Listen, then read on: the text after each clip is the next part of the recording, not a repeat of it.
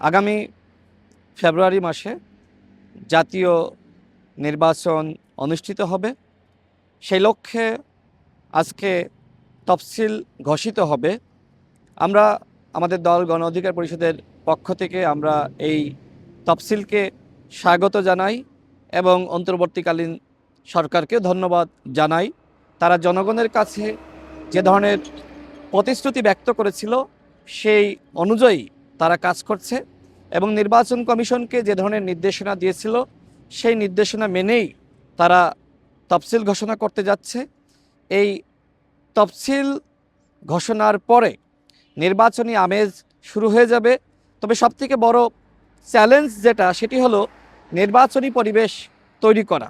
আমি একজন প্রার্থী হিসেবে, ঝিনাইদহ 2 আসনের প্রার্থী হিসেবে আমি আমার এলাকায় যাচ্ছি, আমি পরিবেশ যাচাই করার চেষ্টা করছি।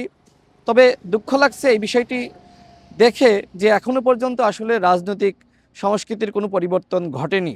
গণঅভ্যুত্থানের আগেও যে ধরনের পরিবেশ ছিল, গণঅভ্যুত্থানের পরেও সে ধরনের পরিবেশ বিরাজ করছে।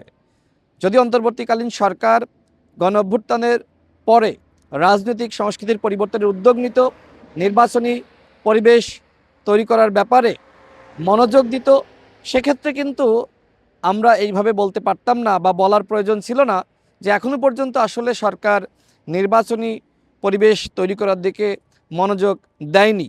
তো যাই হোক, যা হবার হয়ে গেছে। এখন তো তফসিল ঘোষণা হতে যাচ্ছে।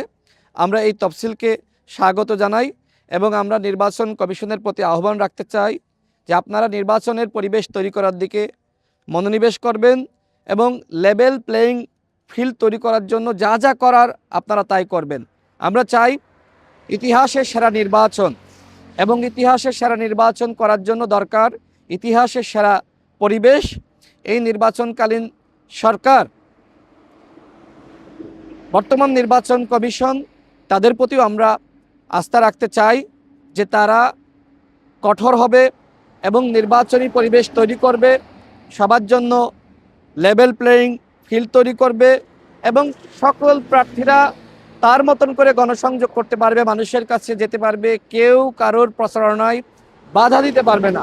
এই নির্বাচনে সবথেকে বড় চ্যালেঞ্জ হতে পারে কালো টাকা এবং পেশি শক্তির ছড়াছড়ি।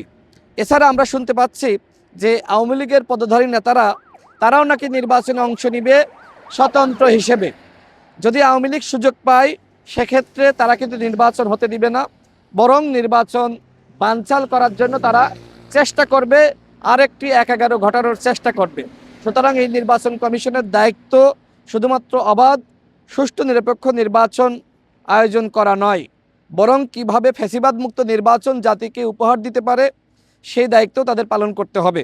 আমরা সরকারকে ধন্যবাদ জানাই, নির্বাচন কমিশনকে ধন্যবাদ জানাই যে জনগণের যে প্রত্যাশা ছিল যথাসময়ে সরকারের কমিটমেন্ট অনুযায়ী তফসিল ঘোষণা করা এবং নির্বাচনের তারিখ ঘোষণা করা, সরকার সেই কাজটি করতে যাচ্ছে, নির্বাচন কমিশন সেই কাজটি করতে যাচ্ছে। এই জন্য আমাদের দল গণ অধিকার পরিষদের পক্ষ থেকে আমরা তাদেরকে ধন্যবাদ জানাচ্ছি।